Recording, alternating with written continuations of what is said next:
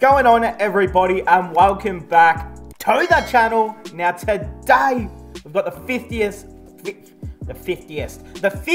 match of the IPL. Look, in the end, it's a high-scoring run fest. Delhi Capitals, they get the win very easily in the end. Unfortunately, if you're a Sunrisers fan, 207 was always going to be a bit steep. I mean, we've seen those totals chased. I think we've seen a 203 chase this year, because I remember Rajasthan chased down Kolkata, I think it was, or it was the other way around. Look, there's been some big totals chased down this year, so, you know, I was never going to rule it out, but some early wickets just really helped them get away with this one, the Delhi Capitals. But hey, if you guys are new, subscribe. You like cricket, subscribe. You like IPL, subscribe.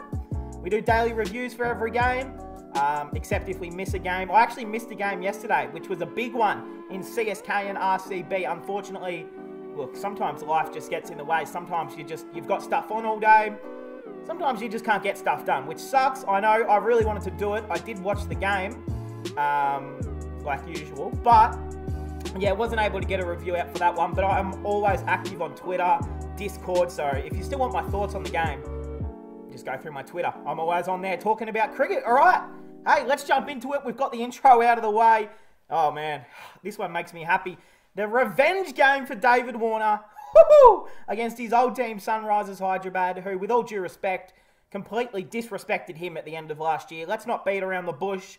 Sunrisers completely, they pissed me off. And I made a separate video about the situation. So if you want to go and see my video after it pretty much happened, when he got released from Sunrisers and benched, go and watch my video from a few months ago if you haven't seen it. But, you know, just this is huge. This is massive for David Warner. He has now got 4 consecutive 50-plus scores in the IPL this year. 92 not out of 58 deliveries. Just incredible stuff. Left an easy a century out there, essentially.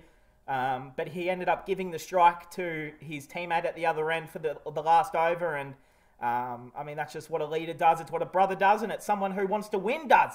So, I mean, just one of the better knocks we've seen this year. From not only Warner, but from the competition. And Delhi Capitals are finally able to get some consistency under their belt. As my laptop's telling me to update something. That always scares me when it does that. Okay, we're still recording, don't worry. All right, let's go straight into the review. The Delhi Capitals sent into bat first. Oh, man, we have to talk about this, though. Mandeep Singh. What the fuck? Why is it... Ricky Ponting, I know you're watching right now, my friend. Big fan of the channel, I hear. I just thought I'd let you know that, Ricky, you've got a guy called KS Bharat, or Bharat, however you pronounce it. He is on your roster. He is an opening batsman. He can do it. Why are we still playing Mandeep Singh in 2022? What the heck is Mandeep Singh going to bring to any franchise ever again in the rest of his career? With all due respect, this guy averages, you know what? Let's check it out.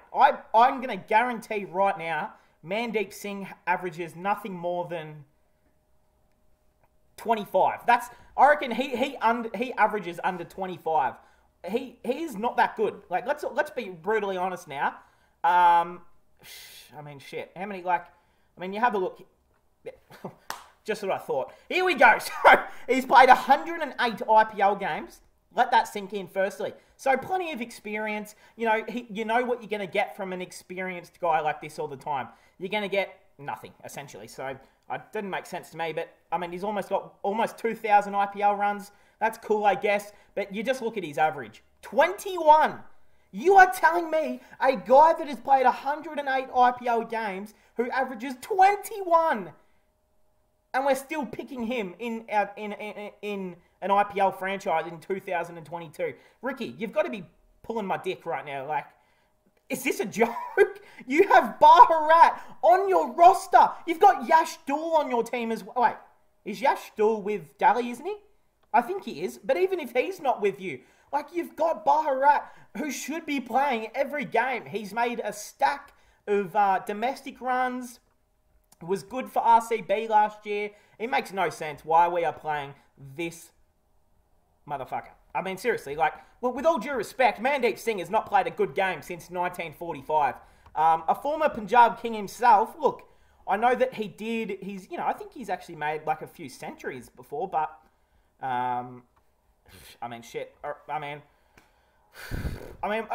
just don't understand it, but we're going to get off the topic because I could sit here for the next 30 minutes and talk about why on earth we are playing Mandeep Singh in 2022. We'll never understand it. All right, let's move on though. David Warner, 92 of 58, 12 fours. Now that is unlike David Warner. Normally it's the other way, and he'll have 12 sixes and 3 fours, but this is just one of the better innings we've seen him play in years now. This is a guy who's got centuries at a World Cup. This is a guy who has been in some pretty good form of late.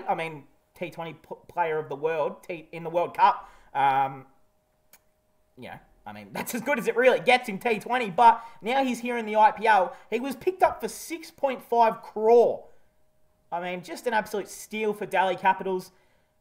Yeah, he's incredible. He's obviously there's Butler, there's KL Rahul, but if you're picking a third opener in the world right now, it's probably David Warner, isn't it? He's probably the third best opener in the world right now. And you know what? I feel like I'd almost want to say that he's a better choice than Butler or Rahul, but I guess it depends what conditions you're playing.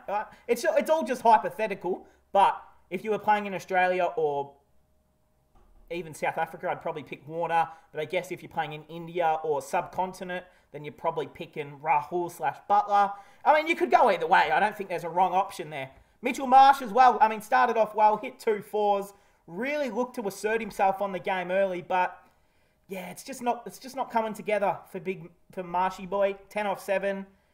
I just still feel like one of these games he's going to go bananas and go 95 off, 68 or something, but until he does it, you can't say he's done much. So, he is bowling, which is promising. He's still batting at 3. You obviously keep him in the team. He's one of the better, players at the moment, but he just needs a bit of runs under his belt. Rishabh Pant as well. He looked to dominate early as well. As soon as he came to the crease, he said, nah, every delivery's going over the rope, which, sometimes can be fun to watch, sometimes not so much, but this time it was pretty fun. When you hit 3 sixes and a 4, it was a short stay, but I enjoyed it very much. Now, I actually had this thought in my brain last night, so let me know what you think, Delhi fans, or even just cricket fans. With the recent move, there's been guys like Jadeja who has stepped down as captain to focus on his cricket. And I heard the commentator speak about it last night. I think it was Matthew Hayden, or it might have been Matty Hayden. But he actually suggested maybe that Rishabh should give the captaincy to maybe a Mitchell Marsh. David Warner is what I meant, not Mitchell Marsh. Maybe you could pass it off to Warner. I know he's been there for not much, but he's your best player. And the captaincy has never, ever worried David Warner for T20 cricket now. I doubt it would happen because I just don't think Delhi would want that, or Rishabh, or any of the fans. But I would like to get everyone's thoughts on that. Do you think that maybe it would be a good decision? Maybe imagine if Pant, handed off the captaincy for the rest of the season, maybe, and then just focus on nothing but his batting. I feel like it can definitely help. It's going to help Jadeja. It's going to, I guess it's helped Kohli at the moment. So, I guess you're just going to see what happens. Interesting, though. Interesting discussion, which I think we're going to see a lot more in the future of captains. There's a lot of, a captain of any sporting team across the world, they're always your most important guy. Like that, he's that guy. It's that, I'm not going to explain it. I'll edit that out. That was weird. I was going to explain something, but this will be a 62-minute video if I keep going. So, forget what I was going with there. Romvan Power. How many good late hitters are we having in this year? Romvan Power, Shimron Hetmeyer, DK was early in the season. Tawatia. There's been a few more who have had some good finishing games. I guess Liam Livingston can kind of count as a finish. No, not really. He bats at 4, so probably not. But he has kind of finished off in innings. What other finishers are there in the league at the moment that are playing really well? I guess Stoinis as well is another one.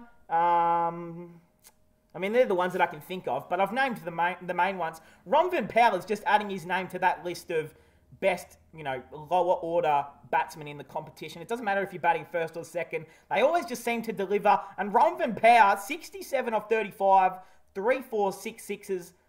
I don't know if that's the best innings of his IPL career thus far, but gee whiz, that was the most entertaining cricket that I've seen in a long time. He was just, he was literally swinging like at every ball. And it just shows, let's go on to Ron Van Power real quick. Because I feel like I know a lot about him, but I don't know much about his international selections and stuff like that. Like, how many games has he played? Yeah. So he's, okay, so 2016, yeah, that would have been my guess as well. So 10 IPL games. I mean, he's turning into a great middle order batsman, but, if he starts doing that internationally a lot more, the Windies are going to... I mean, the West Indies are always that team where... Wait, Romvan, I just told Richard to trust me at 5. Yeah! Hey, that's nice there, Romvan. Well done. Well done. Hey, I love that. That is courage and that is confidence right there. I love Ron Van Power. I mean, I love any West Indian cricketer always. Like, everyone always loves West Indian cricketers. They are always the friendliest, the funniest, the biggest guys. Like, they are hugely ripped. Like, they're just absolute specimens. Like, if you could choose to wake up as a human tomorrow and choose what type of human, I'm choosing to wake up as a West Indian tomorrow, like a Jamaican or something. I would love that. Just the power that every West Indian seems to possess in their hands, their arms, their pure striking ability of the ball is outrageous. And, sometimes it looks like they're barely even trying. Like, there was a 6 that Ron Van Power hit straight over the bowler's head last night. And I'm like, didn't he just block that? Like, it literally looked like he tried to play a block, and then it just went sent straight into the sight screen at lightning pace. And I thought, what the heck just happened? He's outrageous at the moment. And also, I spoke on it at the start, but David Warner, just the unselfishness. He was on 92 at the start of the last over. Ron Van Power hit a boundary. They could have easily just said, yep, let's get a quick single. Ron Van Power also said in his press conference after, he said that Warner told me, no, stay up the other end, make as many runs as you can, and hit the ball long, and let's get some more runs on the board. That is just leadership at its best. You don't have to be a captain to show and lead from the front. And that's a guy who just loves his team, loves winning, and, hey, pretty wholesome stuff, to be honest. Like, Warner gets a lot of hard track. He has gotten a lot of, bad criticism over his career, but it's things like this that I'll remember David Warner for when his career's done, Just these little things, that they just mean a lot more. Not just to us, but, in the team, I'm sure that would have gone a long way as, a friendship between them as well. All right, into the bowlers, though. Bhuvi Kumar, what a night for bowling. His first 2 overs, he took 1 for 1 off 2 in his first two overs. Outrageous stuff from the man, Bhuvi Kumar. He's looking pretty good. He did not have a great start to the season. He didn't have a great last year, but hey, he's bowling a lot better. He's kind of not bowling as wide anymore.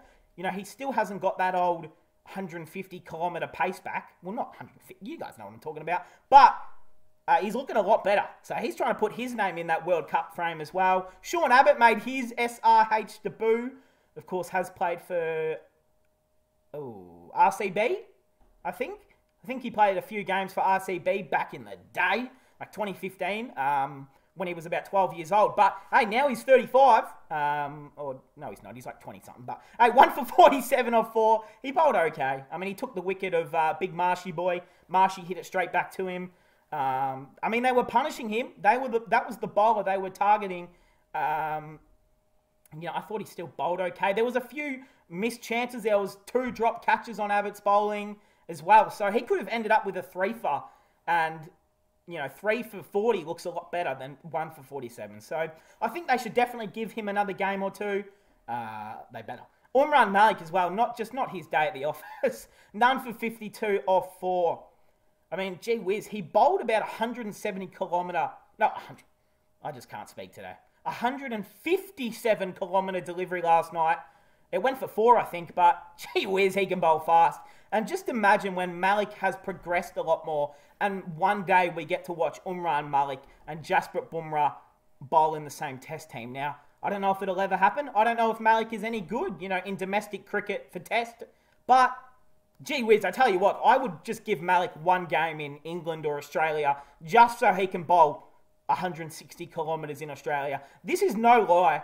I genuinely think Umran Malik could bowl 160 plus every ball in Australia or England. Like, I genuinely think he's 20-something. How old is he? He's like 22. This guy could get... He is 22. Good guess. Wow. He's played 13 IPL games. Like, this guy is so young and so impressive already. Look, I know that he did not bowl well last night, but, I mean, he is so exciting. As exciting as any world cricketer fast bowler gets, to be honest. So, I'm excited to see what his future holds. Kartik Tyagi, none for 37 off 4. Look, as long as he can stay injury-free, he's a great pick. But, again, it's just, can he stay injury-free? Shreyas Gopal back into the side, 1 for 34 off Tree. And the man, big boy Markram, none for 11 off 1. So that's cool. I would rather see Kane Williamson bowl, but that's okay. All right, a total of 207 set.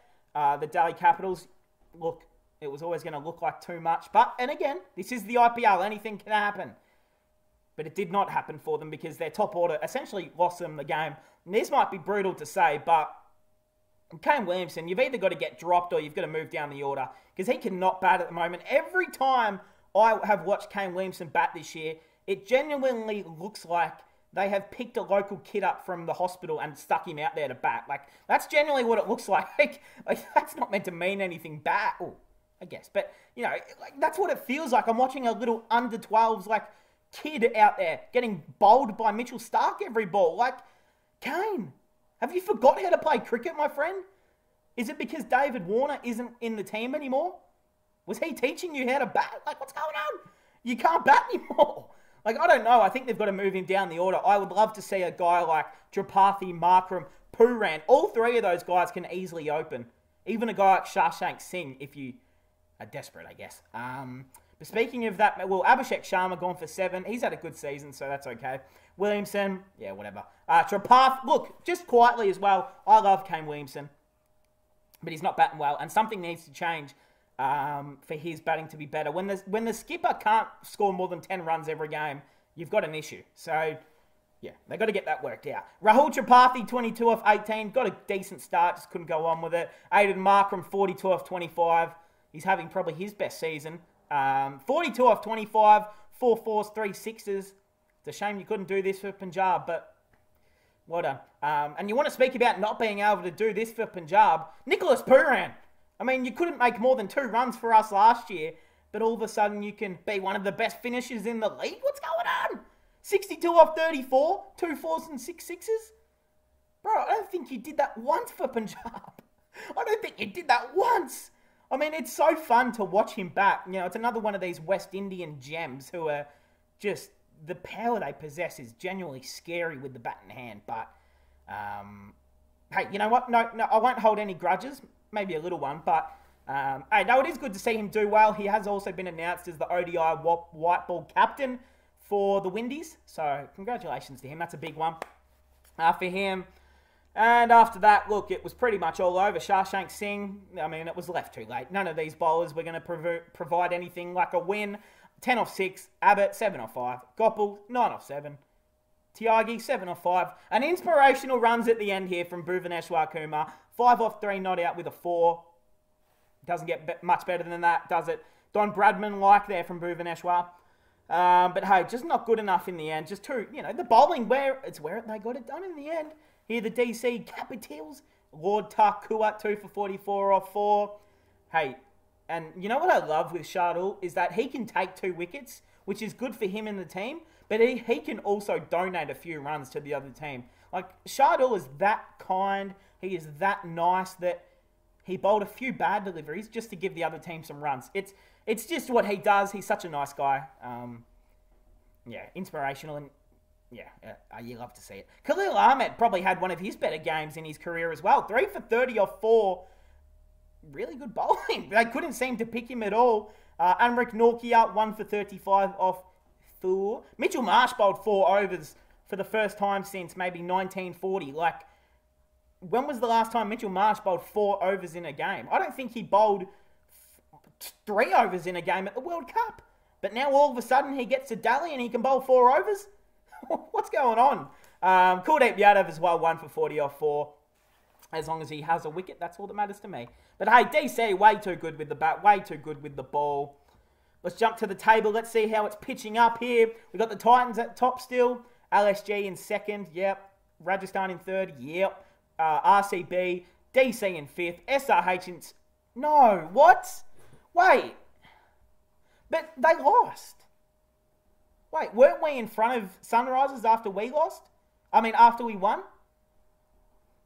No, this table is fucking with me. How are we 7th again? I mean, I know our net run rate is genuinely embarrassing, but we're not even going to make the playoffs. What do we need to make the playoffs? Hold on. Okay, so it's still pretty close. I mean, it's going to be decided probably in the last game or two of the year, so I don't know what happened there, but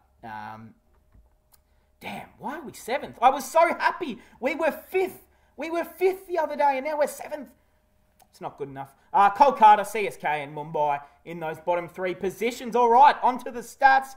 The orange cap, look, Josh Butler, he's already won it. Let's forget that. Rahul in second. The man Shikhar Dhawan as well, who's been so amazing for us this year, in third. Davey Warner in fourth. Abhishek Sharma as well, who's going along nicely in 5th. All right, the purple cap. Here we go. This is where it matters because it's very, very close. Purple cap, we've got the man Yuzi on top, of course. We've got the man Kuldeep in second still. Rabada in third. He is coming out of nowhere in these last few games. He's taking poles left, right, and centre. He's in third, equal with Natarajan in third. And the man Hasaranga is still in 5th. I feel like he's been in this list since like the first game of the season. So he just keeps ticking along, the little dude, doesn't he? All right, that will cap it off, guys. Tonight's game. So who's playing? So the Titans, okay. The Gujarat, oh, they play Mumbai. Are you serious? Should be a win. Let's hope Mumbai can stage an upset. Let's hope Rohit can hit some runs for once and maybe get Mumbai the win. I'm just thinking from a Punjab Kings perspective, but at the end of the day, it probably doesn't matter because the Titans have already qualified for the playoffs. So that should be a great game. And then tomorrow, ooh-wee! Tomorrow we've got the Kings versus Rajasthan at 8 o'clock. Oh, shit. We get the early game. Nice. I mean, I'll still be awake at this time anyway, but, you know, getting the early game's a lot better. But hey, that will cap it off, guys. A great win from the Delhi Capitals. David Warner, Rompan Power, Bhuvaneshwar Kumar. They're probably my top 3 takeaways from this game. Hey, that will cap it off, guys. I hope you guys enjoyed, and I'll see you guys in the next one.